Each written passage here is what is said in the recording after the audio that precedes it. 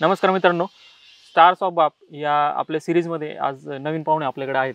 तर आपल्याकडे MCAला सेकंड इयरला शिकत आहे. म्हणजे आपण असं म्हणू शकतो most senior guys with us.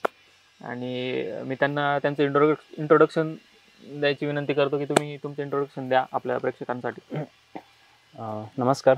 सगळ्यात पहिलं तर मी बाप कंपनीचे खूप आभार मानतो. आज त्यांनी मला हा पॉडकास्टला त्यांनी विनंती केली आणि त्यांनी माझा अनुभव त्यांना सांगायला लावला, तर खूप खूप आभार. तर माझं नाव हर्षवर्धन प्रताप कोकाटे. मी मूळचा राहत्याचाच. मागच्या गेल्या 1 वर्षापासून मी बाप कंपनीमध्ये कार्यरत आहे आणि ॲज अ BA म्हणून मी आता सध्या काम करतो. पॉडकास्टला तू हो म्हटलास, तू आधीचे आपले पॉडकास्ट बघितलेत का? तू काय तुला वाटलं होतं की कसं असेल काय असेल? नक्कीच. मी आधीचे पॉडकास्ट बघितले, त्यातनं एक कळलं की कसं मुलांचं जे जर्नी आपण म्हणतो, त्यांचं जी सॅक्रिफाईस त्यांनी काय केले, त्यांनी कशा प्रकारे जिद्द होऊन त्यांनी प्रत्येक गोष्टीसाठी ते लढलेत. आणि नक्कीच त्यांचं मोटिवेशन म्हणजे आपले राव सर, तर ते प्रत्येक वेळेस त्यांना मोटिवेट करत गेले. आणि मी सगळ्या पॉडकास्टमध्ये बघितले की कशा प्रकारे मुलांनी त्यांचं जे काही अनुभव सांगितलेला आहे, म्हणजे त्यांनी बघितलंय, जवळून बघितलंय की कशा प्रकारे काम चालतं, सरने त्यांना कशा प्रकारे साथ दिली आहे. प्रत्येक काम कोणती ना कोणती गोष्ट असू द्या, छोट्या छोट्या कामामध्ये त्यांची साथ दिली. आणि नक्कीच आज मुलं चांगल्या प्रकारे काम करत आहे. वेगवेगळ्या प्रोजेक्ट्सवर, लाईव्ह प्रोजेक्ट्स होते आणि अब्रॉड जे आपले क्लायंट्स आहेत, तर क्लायंट प्रोजेक्टवर ते काम करत आहे. आणि नक्कीच पुढे भविष्यामध्ये ते खूप सुंदर करतील अशी इच्छा. ठीक आहे. आता मी तुला त्याच वेळी प्रश्न नाही विचारत की तू काय स्ट्रगल केलं, हे केलं ते केलं, मग मी 10वी केली, मग मी 12वी केली. ठीक आहे, त्या गोष्टी आहेत, सगळेच त्यांच्या लाईफमध्ये स्ट्रगल करतात. पण मला एक विचारायचं आहे की तू म्हणजे बाप कंपनीत येण्याआधी तुझं काय चालू होतं किंवा तू काय एज्युकेशन घेतलं?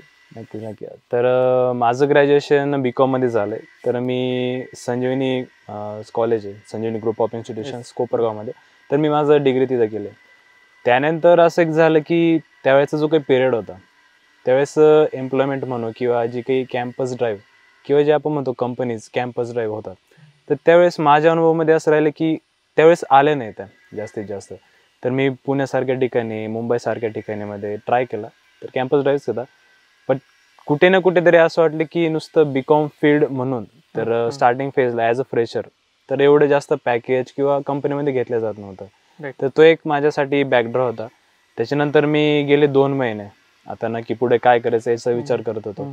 तर डोक्यात असं आलं की चला लॉ करूया, कारण की आमच्या फॅमिली बॅकग्राऊंडमध्ये सगळे लॉच करतात. म्हणजे माझे चुलते असू द्या कोणी, ते सगळे फॅमिली, म्हणजे आमचं बॅकग्राऊंड जवळजवळ वकिलांमध्येच आहे, लॉयर्स. तर त्यांचं एक सजेशन होतं की बघ ट्राय करून. तर नक्कीच मी आपलं इथलं संगमनेरमध्ये आलो. तर आपलं कॉलेज बघितलं तिथं. तर ठीक आहे, ते म्हणले की असं मेरिट आहे, तुम्हाला CET वगैरे पास करावं लागेल. ठीक आहे चला. आणि एक असं कानावर आलं की बाप कंपनी. सगळ्यात ऑनेस्ट रिॲक्शन म्हणजे बाप कंपनी म्हणजे काय, चला बघू. लोकेशन टाकलं मी, येऊया इकडे. ठीक आहे चला, बघितलं. खरं सांगतो की तेव्हापर्यंत ठीक आहे, मागच्या गेल्या 1 वर्षापासून आता खूप सुधारणा झाली, पण तेव्हा असं झालं की मी इकडे येत असताना मला रस्ता संपना, पण काय कंपनी दिसली नाही मला. म्हटलं ठीक आहे चला, अजून एक होप होती काय नक्की, चला पुढे आलो. तेव्हा एक कुठेतरी मला रस्त्याला तो बोर्ड दिसला बाप कंपनीचा. चला आलोय आपण कुठेतरी, असं वाटलं नाही की आपण चुकीच्या ठिकाणी आलोय. तर आलो, एंटर केलं, कॅम्पस बघितला, सरांशी भेटलो, एम्प्लॉईज बघितले. ज्या वेळेस मी कंपनीच्या बाहेर गेलो, माझ्या डोक्यात एक अशीच इच्छा निर्माण झाली की यार नाही, काहीतरी आहे इथं, कोणता तरी चांगला प्लॅटफॉर्म दिलाय, असा एक व्यक्ती की जो आपल्या US जॉब सोडून मुलांसाठी काहीतरी नवीन करण्यासाठी आलाय आणि असं एक सुंदर प्लॅटफॉर्म त्यांनी तयार केलाय. तर नक्कीच डोक्यात आलो की आपण इथे ट्राय करायला पाहिजे. आणि सांगायला हरकत नाही की गेल्या 1 वर्षापासून मी ज्या फेजला बघत होतो, मला समजलं नाही की माझा कुठेतरी ड्रॉबॅक झालाय. तर नक्कीच आज या चांगल्या फेजला मी बघतोय. असंच. आता जसं तू म्हणला की मी वकिली सगळे तुझ्या फॅमिलीमध्ये आहे, तर तुझं बोलणं ऐकून मला आता असं वाटतं की तू वकिली जरी केली असती तरी तू चांगलं हे केलं असतं. कारण खूप चांगल्या पद्धतीने तू तुझे मुद्दे मांडतोय. आणि तू असं म्हटलं की कॉमर्स बॅकग्राऊंड होतं माझं, राईट?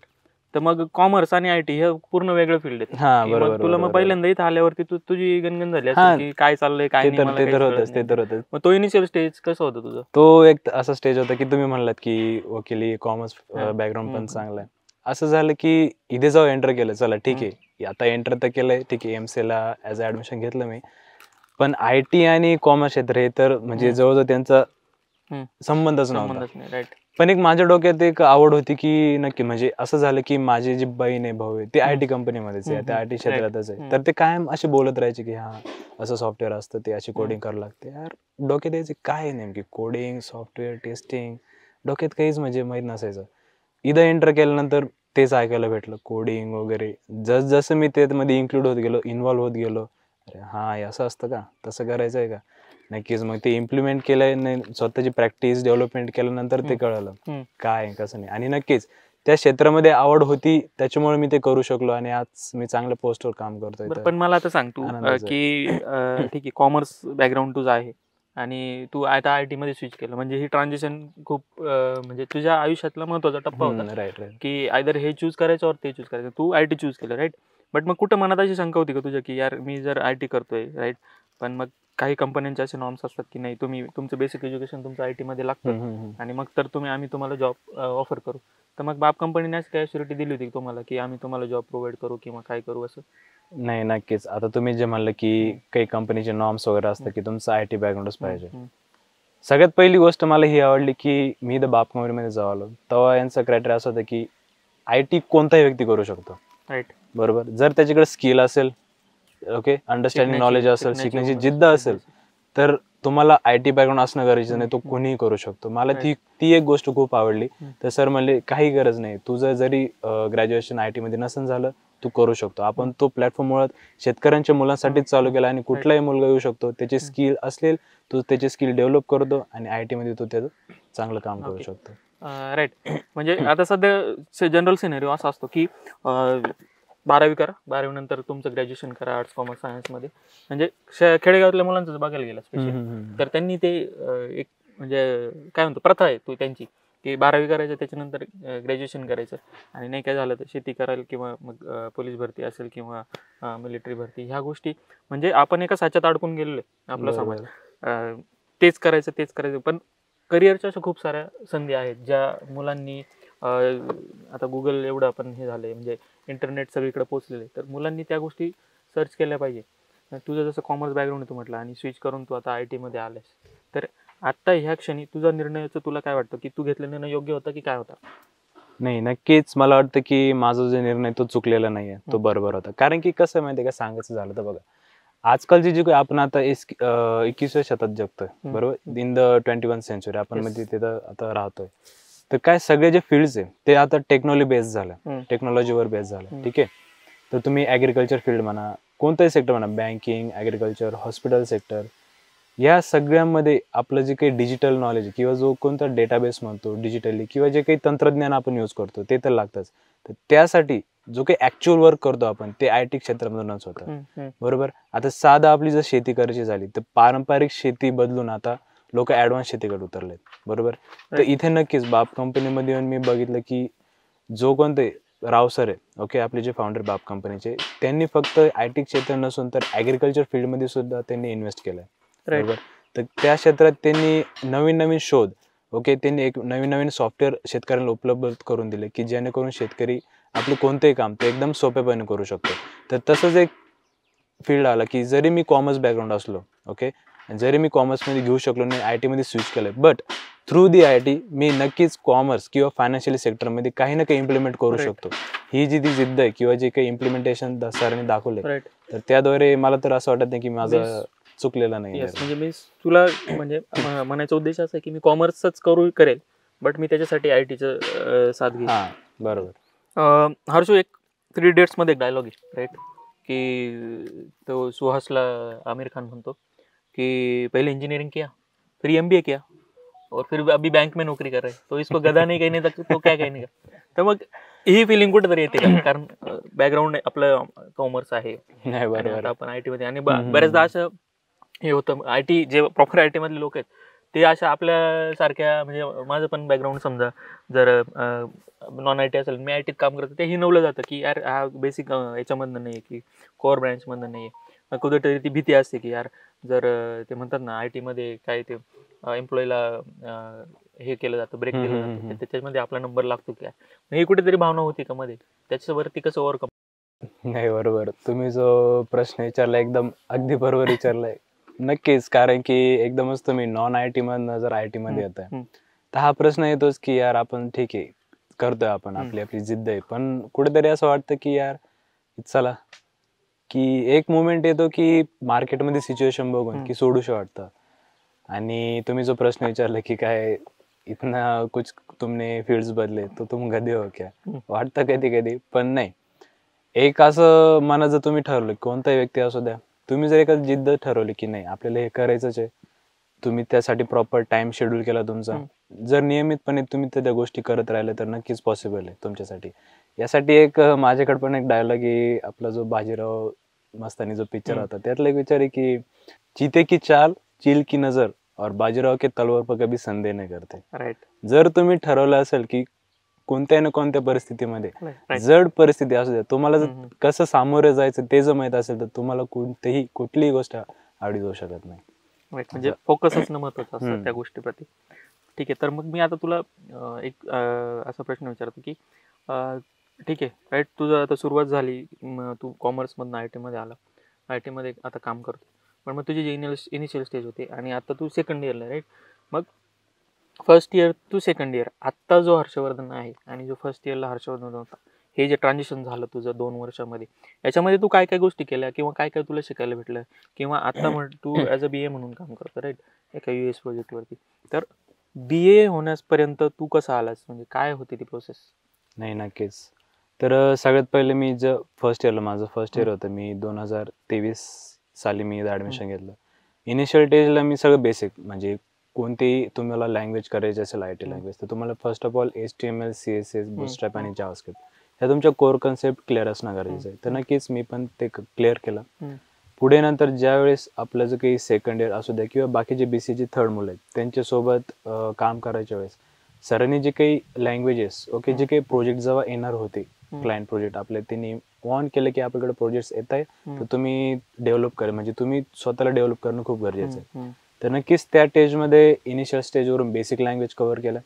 त्याच्यानंतर मी ॲज अ पायथन तर माझी चालूच होती, ठीक आहे. तर मी ॲज अ माझी कोर लँग्वेज मी पायथन निवडलेली, ठीक आहे. तर मी पायथनवर काम केलं थोडं, पण नक्कीच मी म्हणू शकतो की माझी जी कम्युनिकेशन होतं, इंग्लिश कम्युनिकेशन, ते कुठेतरी मी चांगल्या प्रकारे बोलू शकलो आणि हे सरांनी बघितलं, ठीक आहे. तर सरांनी ते ओळखून घेतलं की यार नाही ठीक आहे, हा व्यक्ती म्हणजे हा मुलगा चांगलं बोलू शकतो, तर नक्कीच आपला जो काही क्लायंट आहे, ऑनबोर्ड क्लायंट्स करणार आहे आपण, तर त्यांची चांगलं कम्युनिकेट करू शकेल. तर नक्कीच ते बघून आज सरांनी मला ॲज अ BA म्हणजे बिझनेस अनालिस्ट ह्या पोस्टवर टाकलंय. तर नक्कीच first year to second year, आता मी सेकंड इयर त्या प्रोजेक्टवर मी काम करतोय. तर नक्कीच असं कुठे ना कुठे वाटतं की फर्स्ट इयरचा जो हर्षवर्धन आहे आणि सेकंड इयरचा जो हर्षवर्धन आहे, म्हणजे ग्राउंड लेवल टू कुठेतरी मी थोडा आता अपवर्ड आलेलो आहे. तर नक्कीच आणि पुढेही असंच इम्प्लिमेंट करून मी माझी प्रोग्रेस वाढवत राहील या मला खात्री आहे. ठीक आहे. आयटीचं लाईफ एक हेक्टिक लाईफ आपण म्हणतो की आयटी मध्ये खूप सारा पैसा आहे, काही मिसकन्सेप्शन्स पण आहेत आयटीच्या बाबतीत की यार मस्त चिल लाईफ आहे. तर तू काय सांगशील की आयटीचं लाईफ कसं आहे, आणि जर आपल्याला कम्पेअर करायचं असेल ती बाप कंपनीतलं आयटीची लाईफ आणि मेट्रोपॉलिटन सिटी मधलं आयटी लाईफ, याच्यामध्ये तू कसं डिफरन्शिएट करशील की? राईट. हा प्रश्न म्हणजे खूप स्वाभाविक आहे आणि विचारलाच गेला पाहिजे की तुम्ही बघाल की मुंबई सारख्या ठिकाणी, पुण्यासारख्या ठिकाणी जे काही एन्व्हायरमेंट असतं, ठीक आहे. आता याच्यावरून एक मला इन्सिडेंट आठवलं की ज्यावेळेस मी कॉलेजला होतो, म्हणजे मी सेकंड इयर असताना थर्ड इयरला, म्हणजे माझं लास्ट इयरच होतं, त्यावेळेस आमची इंडस्ट्रियल व्हिजिट जात राहायची. तर आपल्या मुंबईमध्ये जे काही NSE नॅशनल स्टॉक एक्सचेंज मध्ये, तिथे गेलेलो.